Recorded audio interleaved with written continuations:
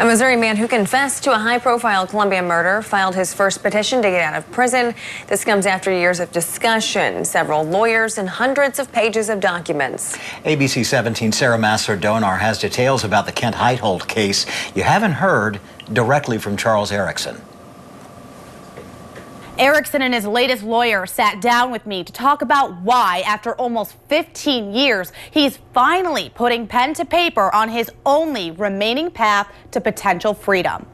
Charles Erickson says it was paranoia, obsessive-compulsive disorder, and substance abuse that led him to believe he was involved in the murder of a Columbia Tribune sports editor. Did you kill Kent Heitholt? No, I didn't.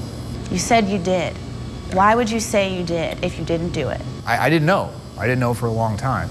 And I knew that I was in the area. I knew that I was blacked out. I knew that I was with Ryan Ferguson. I knew that I looked like the person that they were looking for.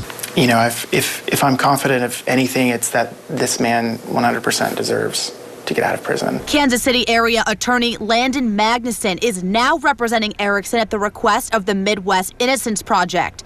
According to the 87-page petition he filed in December, as well as numerous police reports I got a hold of, people found out about Erickson's theories about 2 years after Heitholt's murder and told Columbia police. People started calling me a murderer at my college. The cops started looking at me. He and Ryan Ferguson were arrested in March 2004.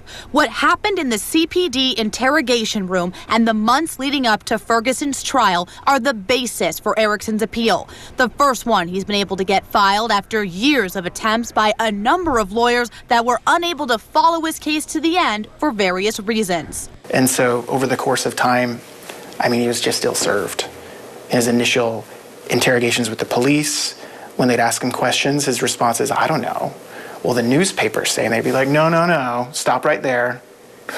We don't want to know what the newspapers say. Well, what do you do? Maybe, I don't know. According to one of Erickson's interrogation videos that I was able to view at the Columbia Police Department but not obtain in time for this story, Detective Jeff Nichols tells Erickson, who had begun to doubt his own story, to stop. He says, quote, "Now, one thing I'm not going to do is sit here and listen to this kind of gibberish." Was your confession in that interrogation room coerced? Yeah, it was. Erickson also claims he was intimidated into lying, especially with the possibility of the death penalty pushed by now Boone County Judge Kevin Crane.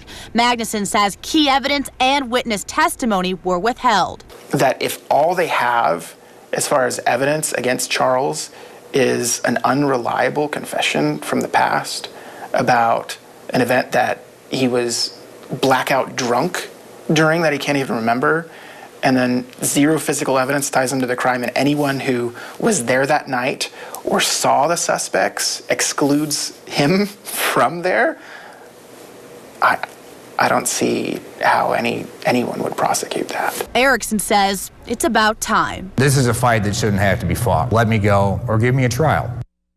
Beyond Erickson and his lawyer, I also reached out to CPD officers involved in the original investigation, Judge Kevin Crane and Ryan Ferguson, for comment. They all declined to comment on the record about the case or Erickson's appeal.